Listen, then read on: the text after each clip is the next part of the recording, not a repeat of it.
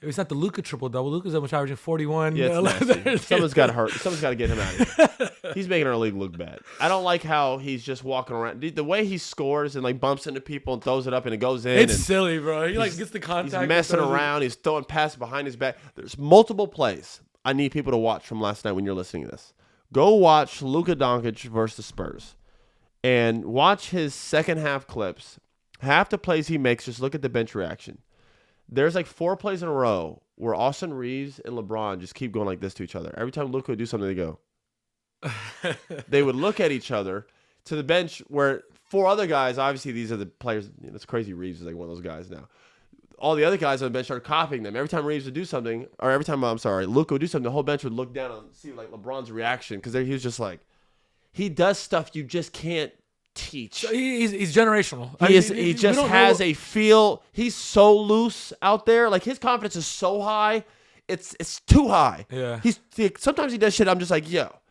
He's very Steph-like. Do you remember Steph would just used to run around, just do stuff? Sometimes he'd go into the stands, curve, just be like, it's just part of it. Right. That's the type of freedom Luka essentially plays. It's kind of like when you're cooking on the pod and you'll say crazy stuff, and I know you'll say something that we maybe have to edit, but you take those stuff turnovers to get the gold out of you on the pod. That's because you're getting good everywhere else. That's what Luka plays with every night. Yeah. He's just out there messing around, bumping, yelling at the ref. He just does whatever he wants. Yeah. His confidence is supreme. It's all mental. It's a big differentiator in the NBA. It's not always skill. A lot of it's just the mental capacity of a guy. Well, getting the green light, having the confidence. You should always say, if a lot of the guys in the NBA are talented, but a lot of the guys don't have that green light. No, they don't. To have that confidence. And a lot of guys aren't ready to have it. Well, Luka winning, the MVP and a EuroLeague title at 18, he's like, I'm the best player. I already won this whole league at 18. Yeah, he came to the NBA with a lot of confidence. First team All NBA 6-time, whatever it is at this point. He'll definitely be it this year, if not MVP. If they can keep winning, he's probably high a of a favorite. seed. Our producer asked me for the pod. Did I have Luka? I think you had Luka. Yeah, I told Luka. I had our MVP picks went against each other last night. It wasn't close. Yeah, you had Wemby. I had Luka. Wemby, I drank the juice very early. After that Mavs game, I was like, yeah, I think it's gonna be Wemby. Yeah, he's coming back down to life a little bit. He had 9 versus Phoenix. Like People saw that 9. This is why you can't have those games as a star, and we talked about this, right? You can't make it that loud. So the good players, their bad games are like 22. Shai Alexander has a bad game. It's like 23, 24. He said on the NBA Starting 5 Netflix series, he was like, when I don't have 30, I'm like, man, that's a bad game. It's a wild thing to say. Even his wife goes, what? Yeah. She goes, 30 is a good game. He was like, babe, that's my daily. That's below my average. That's below my average. Yeah, she was just sitting there like. She's like, I picked a good one. Go to sleep with him tonight. This is my man. No. All respect. But she was probably just sitting there like, good God, yeah, my husband's nasty. Yeah. He is. But yeah, that's the off night is supposed to be in the 20s. I'll give you an example. I remember my off nights. Sam Cassell used to come up to me and goes, hey, y'all, when you are having a bad game, should be like 10, 11. Got to get double digits. He goes, that way it helps you average. If you trying to average 17, 18, because the year before I averaged 15, he's like, you trying to jump to 17, 18? Can't have these games with 6 points, 5 points, Austin. You can't have a game with 4 points, Austin. Kills your shit. He goes, your bad game should be 11, 12. That way it don't even matter. You might go down a decimal point. It's not going to do anything. Your good games, you have 20-something. It's going to balance out to around 17, 18. Because you can't have 6, 7. Cam Boozer had a bad game for the Duke the other night, and it was, I think it's 15 and 13. Yes, he did not shoot well from the field. That's a bad game. Still 15 and 13. But that's a bad game. Yeah. That's how you do it. Yeah. That's how Luka has a bad game. It's like 25 points because he's going to shoot 26 times. But he going to get that shit up. That's a bad game. When you have a glaring game, this is if you're the top guy. I was never the top guy in the NBA. I was never the top 2 guy. But if you are the top guy on your team, especially prolific to the level of Wemby, where you're like this guy dominating the NBA, everyone's watching all your games.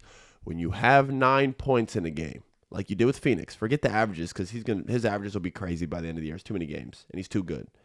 But when you have a 9-point game, the rest of the league goes, well, 2 things either happen. Either A, played bad, or B, what did Phoenix do? Yeah. And they start looking into what's bothering him. And guess what the rest of the league does? We're going to do the same thing. It's exactly what people are doing right now with like, for instance, Pistons. people are seeing their lack of shooting. Every team, they are subbing in guys early so they can pick up Cade full court. Just like, we're just going to wear him down, make somebody else have the ball in his hands. Because their offense without the ball in his hand, it's you don't know what you're getting. Especially with all these guys still out there. Ivy's not back, and Sasser, some of these guys who haven't been playing. It can get a little erratic out there. So now the rest of the league does it. Boston threw on Josh Minot. Picked him up full court. It's like 2 weeks ago. It was a weird game. Boston almost won. Ever since then, every game I've watched and called versus the Pistons, they are picking this dude up full court. It's a copycat league. Everybody's on Synergy. Everybody scouts. Everybody's in the film room. So they watched that Wemby game where you have 9 points. This is why you don't want to give too big of a hint if something bothered you. When you play, like if you had 18 and inside he's like, man, Phoenix is doing this thing. It's really bothering me. I'm not getting to my. But if you had 18, people would have just chalked it up. The box score and been like, oh. Yeah, whatever. 9 points, people start looking at the film like, what happened here? Yeah. And they start finding things. Well, wait. They're see how they're doubled him at the right time. They're forcing him this way. When he gets the ball right here, his percentage is right. They start unpeeling the onion and start looking at things. Now, Wemby's. He's just going to continue to do what he does. He's a fantastic player. But there will be some games where like they're going to try to make it hard on him because of things that have been through scout. Yeah, and to put it in perspective, LeBron hasn't had a game under 10 points since like George Bush was president. So that's LeBron, like you said, keeping your average up. LeBron hasn't done the single digits thing since. Yeah, because LeBron has, like, if he's not shooting the ball well, he's just going to put his head down. Yeah. I'm going to get to that basket. That's where the good, that's what, when you think about Ant, my frustrations sometimes with him last year. Because, again, it's hard to get mad at him for shooting so many threes because what he's done is historic. I think he's made the most. He's made more than Steph Curry through his first 4 or 5 years. It's crazy with some of these guys, with the evolution of the league. Some of these guys are on pace to beat Steph's numbers by the time Buddy Hield's like right behind him. Right. Because even in the beginning of Steph's career, he wasn't shooting as many threes. No, he wasn't. Now these players are coming in with the advantage teams are shooting 63 a game. Yeah. This is the same argument that Reggie Miller and Ray Allen say all the time. He's like, bro, Reggie's like, I used to have to go 4 for 6. Yeah. You know what I mean? And people are like, damn, he shot 6 threes. Ray Allen shot 5. They're like, he shot 5. If I played today, Ray Allen's like, I would have shot 12, 14. I would have shot 12 to 14 trays a game. They interviewed Steve Nash one time, and they said, what would be the biggest difference? Like, what would you do different in your career? He goes, I was a 50, 40, 90 guy. I shot like 2 threes a game. Like, we're not doing that right. Something's wrong. I would have been launching. Yeah. By those statistics, the fact that guy saw those numbers, 40, like, good job. 50, 40, 90. I want him shooting 2 threes a game, just only when you're open, please. Other than that, give it to Q Rich and Sean Marion. Yeah, I would have been like, yeah, let's get these numbers up. Yeah. So again, that is a big difference maker for sure.